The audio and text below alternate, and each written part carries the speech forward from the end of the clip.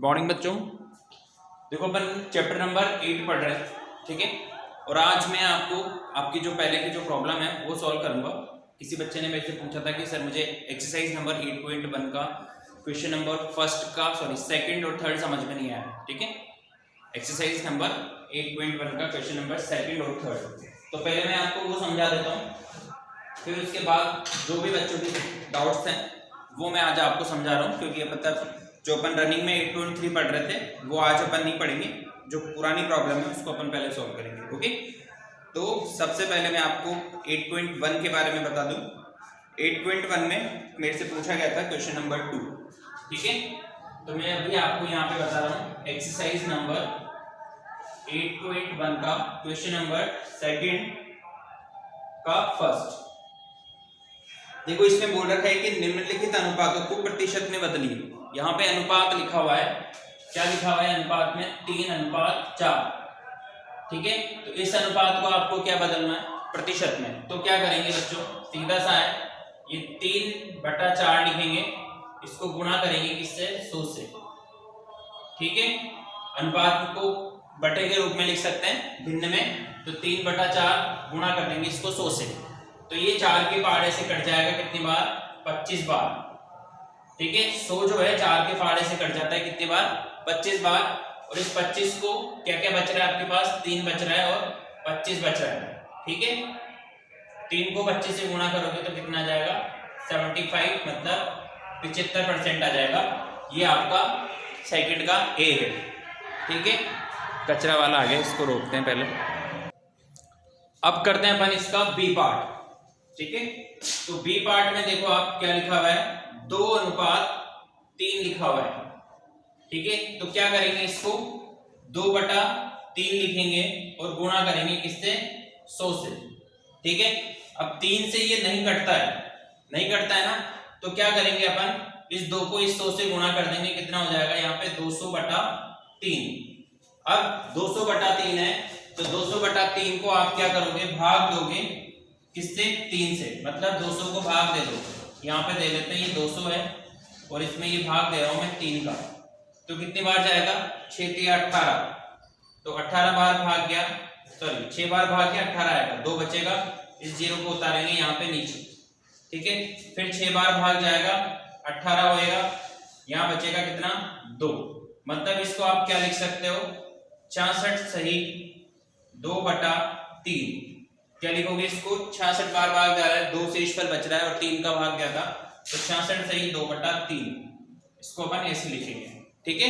तो ये हो गया आपका सेकंड क्वेश्चन का ए और बी पार्ट 2। आगे अब आपको समझ में। अब करेंगे अपन इसके बाद का थर्ड क्वेश्चन, इसी एक्सरसाइज का थर्ड क्वेश्चन। तो इसी एक्सरसाइज का थर्ड क्वेश्चन अपन करते हैं। थर्ड क्वेश्चन में क्या बोल रहा है बच्चों? देखो थर्ड क्वेश्चन में बोल रहा है आपसे क्वेश्चन के अंदर कि क्या बोल रहा है, देखो कि 25 विद्यार्थियों में से 72 विद्यार्थी गणित में रुचि लेते हैं, ठीक है। मतलब 72%, मतलब टोटल जो है आपकी क्लास में मान के चलो 25 बच्चे हैं, 25 स्टूडेंट है, और उनमें से 72%, मतलब 72% बच्चे जो है जिनको मैथ्स अच्छी लगती है। तो आपको ये बताना है कि कितने प्रतिशत विद्यार्थी गणित में रुचि नहीं रखते। तो बाकी बच्चे जो है कितने बच्चे हैं जो गणित में रुचि नहीं रखते हैं, ये अपन को पता करना है, ठीक है। तो देखो क्या लिखेंगे यहाँ पे सबसे पहले कि कुल विद्यार्थी, तीसरा क्वेश्चन बता रहा हूं मैं 8.1 का, ठीक है। कुल विद्यार्थी कितने हैं आपके पास? कुल विद्यार्थी है आपके पास 25, ठीक है। अब इस 25 का 72% गणित को पसंद करने वाले विद्यार्थी, गणित को पसंद ही लिखेंगे ना, गणित में रुचि रखने वाले विद्यार्थी, यहाँ पे लिखेंगे गणित में रुचि रखने वाले विद्यार्थी, गणित में रुचि रखने वाले विद्यार्थी। कितने विद्यार्थी ऐसे हैं जो गणित में रुचि रखते हैं? तो 72%, इसका 25 का 72% जो है वो गणित में रुचि रखते हैं। तो क्या करेंगे, इसको 25 गुणा 72/100। ठीक है, इसको अपन हल करेंगे तो देखो 25 से ये 100 कट जाएगा कितनी बार, 4 बार। 72 में आप 4 का भाग दोगे, ठीक है, तो 4 1 8 जो 25 18 आएगा। ठीक है, 25 में से 72% निकालेंगे अपन इसका तो 18 आएगा। तो गणित में रुचि रखने वाले विद्यार्थी कितने हो गए, कितने हो गए 18। तो यहाँ पे पहले तो ये निकाल लिया अपन ने, अतः गणित में रुचि रखने वाले विद्यार्थी, अतः गणित में रुचि रखने वाले, गणित में रुचि रखने वाले विद्यार्थी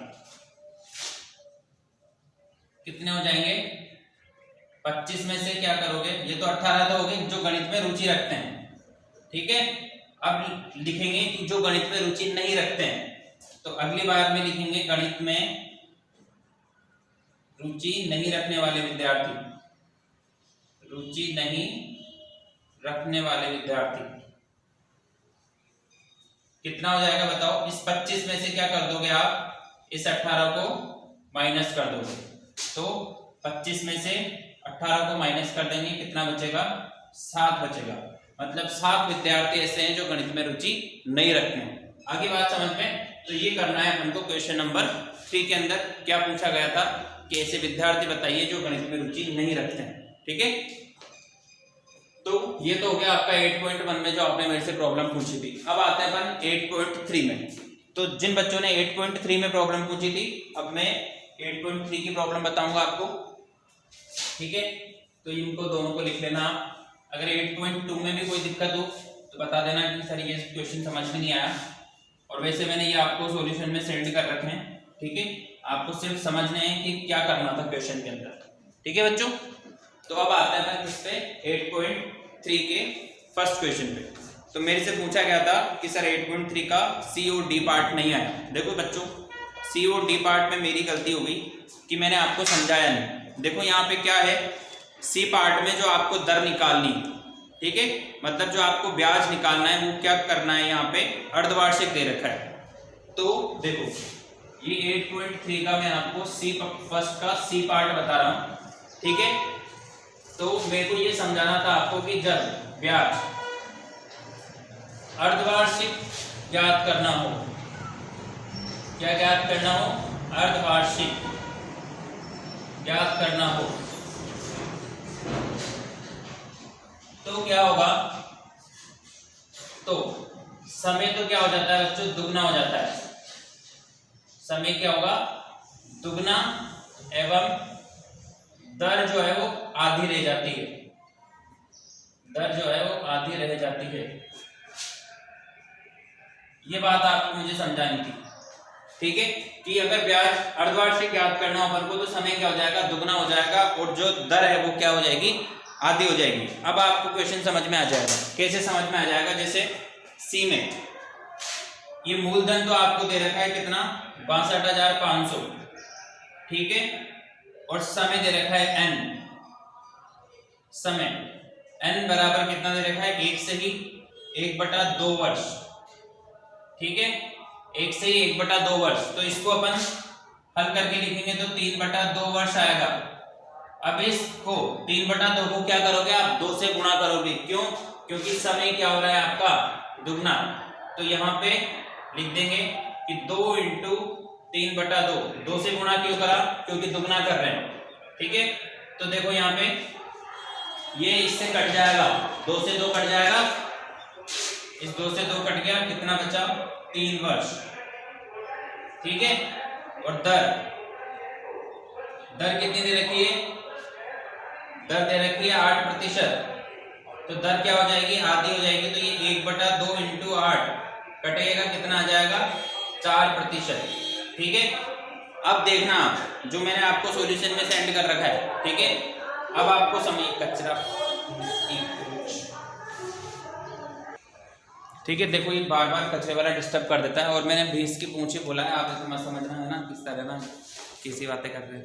देखो तो 3/2 वर्ष था, 2 से 2 कट गया, 3 वर्ष आया। दर में क्या करेंगे अपन, 1/2 क्यों कर रहे हैं, देखो यहाँ पे लिख रखा है कि दर जो है वो आधी रह जाती है। तो 1/2 करेंगे, आधे का मतलब, तो ये कितना आ गया 4। ठीक है, अब ये मान आप कहां पे रखोगे, सूत्र में। क्या था आपका सूत्र, इधर रख दो सूत्र में मान, अब समझ में आ जाएगा आपको। तो देखो ऐसे लिखा रखा है वहां पे, ये 62,500, ठीक है, 1 प्लस आर की जगह पे यहाँ पे लिखेंगे कितना 4, यहाँ पे बटे 100 और ये 3। ठीक है, अब इसको आप हल कर सकते हो। आ रही है आपको बात समझ में, हल हो रहा है उसमें देखना आप, अब कर लेना, आ जाएगा समझ में आपको। तो यही बात जैसे फर्स्ट के सी में हो रही है, सेम टू सेम काय में हो रही है, इसके डी पार्ट में भी यही हो रहा है। ठीक है ना, तो करके देखना आप। ठीक है, समय जो होगा वो दुगना हो रखा होगा और दर जो है वो आधी हो रखी होगी। ठीक है ना, करना आप, अगर नहीं आएंगे तो फिर पूछना कि सर नहीं आया आपके। ओके, चलो अगली क्लास में पढ़ेंगे। Thank you.